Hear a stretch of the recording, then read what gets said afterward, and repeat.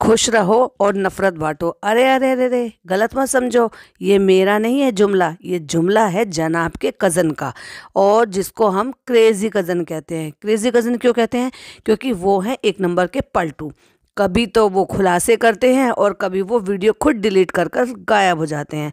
अब वो फिर से एक वीडियो लेकर आए हैं जिसमें वो कह रहे हैं बहुत हो गया सलाद पापड़, अब कुछ नया करेंगे। मतलब अब पहले क्या हुआ था कि इन्होंने जो है इतने सारे वीडियोस लेकर आए और इतने बड़े बड़े खुलासे किए कि प्यार, खुश रहो, नफ़रत बांटो, ये सब कहने की बात होती है कि बड़ों को रिस्पेक्ट करो, ये मत करो, इनके घर में ऐसा होता है, उनके घर में वैसा होता है, इनकी 4 फुप्पियाँ हैं। हमारी जो है मतलब वो उनकी फुप्पी लगती हैं और उनकी खाला लगती हैं। कहती हैं वो 4 हैं, 4 बहनें हैं, लेकिन वो दिखाते 3 को हैं। एक से उन्होंने वास्ता ख़त्म कर रखा है। जब उनकी दादी एक्सपायर हुई थी तब वो नहीं आए थे। Hi friends, welcome back to my channel. Channel में न्यू है तो चैनल सब्सक्राइब कर ले और साथ ही साथ बेल आइकन प्रेस कर ले, जिससे कि मेरी आने वाली वीडियो की नोटिफिकेशंस आपको पहले ही मिल जाए। तो ये जो जनाब है, हमारे जनाब के जो क्रेजी कज़न हैं, तो वो आ गए हैं वापस एक वीडियो लेकर। बीच में तो अंडरग्राउंड हो गए थे, अब पता नहीं क्यों अंडरग्राउंड हुए थे, क्यों वो वीडियो डाली, क्यों वो हटा दी, किसके प्रेशर में हटाई, क्यों कर वो सोच कर डाली थी, उनका कुछ समझ में नहीं आता। क्योंकि मुझे ऐसा लगता है कि शायद वो जो कुछ करते हैं ना, वो बिना सोचे समझे करते हैं। कई बार ऐसा हुआ है कि उन्होंने जो है बड़े बड़े खुलासे लेकर के मैं ये कर दूंगा, मैं वो कर दूंगा। उन्होंने एनएफ पे भी बहुत सारे इल्ज़ाम लगाए। पहले उनको ये कहा, उनको सपोर्ट करके उनको सारी चीज़ें बताई, तो जो एनएफ ने उनकी रिकॉर्डिंग भी दिखाई थी। फिर इन्होंने रिकॉर्डिंग दिखाई, फिर उनको बंदरिया और नौल पता नहीं क्या क्या बोला। उसके बाद जो है सडनली इनके लिए, अपने भाई के लिए, अपने कज़न के लिए प्यार जाग गया। फिर उनके बाद उनको वो जो है उनके कमेंट बॉक्स में माफ़ी मांगते, सरेआम माफ़ी मांगते हुए नज़र आए। भाई तो भाई होता है। कई बार हमारी वीडियोस पे भी और भी जो भी रिएक्शन चैनल्स हैं उनके वीडियो पे भी आके कमेंट करते थे।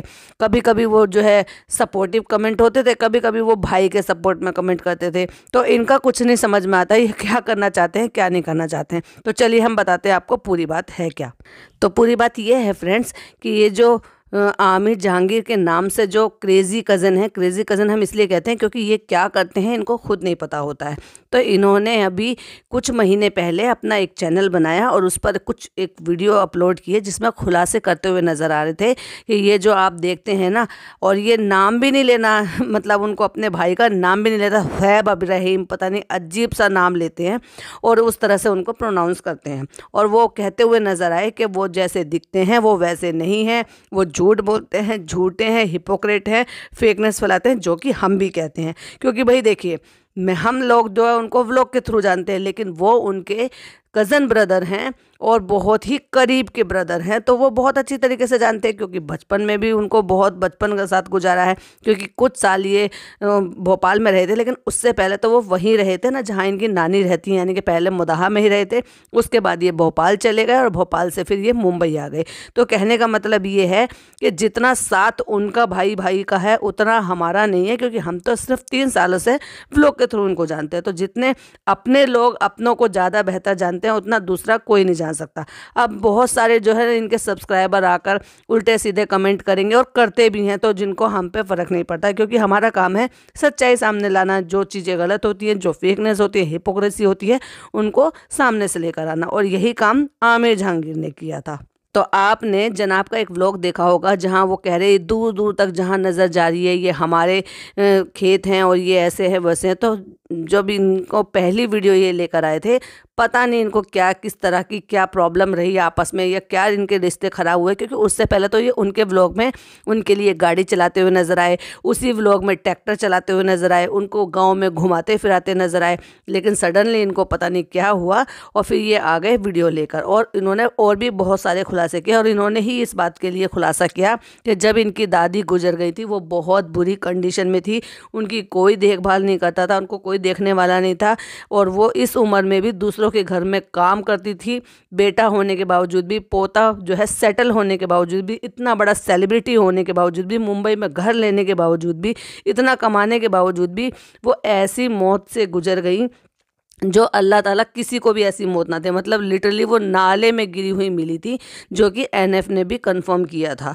तो यही बातों का खुलासा जो है ये भी इनके जो क्रेजी कज़न हैं वो करते हुए नज़र आए थे। तो उन्होंने ये बहुत सारी बातें बताई कि वो झूठ बोलते हैं, जो दिखाते हैं वो नहीं है, क्योंकि मुझसे बेहतर उनको कोई नहीं जानता। और उसके बाद उन्होंने पता नहीं क्या हुआ, वो वीडियोज़ हटा दी।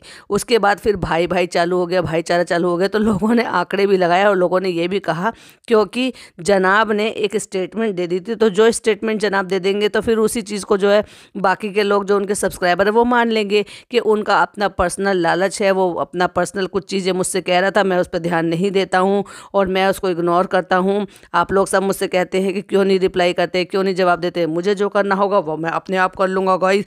मैं मतलब अपने आप क्या कर लूँगा, आपने प्रेशर डाला अपने मामा पे और उन्होंने प्रेशर डाला अपने बेटे पर, और इस तरह से प्रेशराइज कराकर वो वीडियोज़ हटवा दी गई।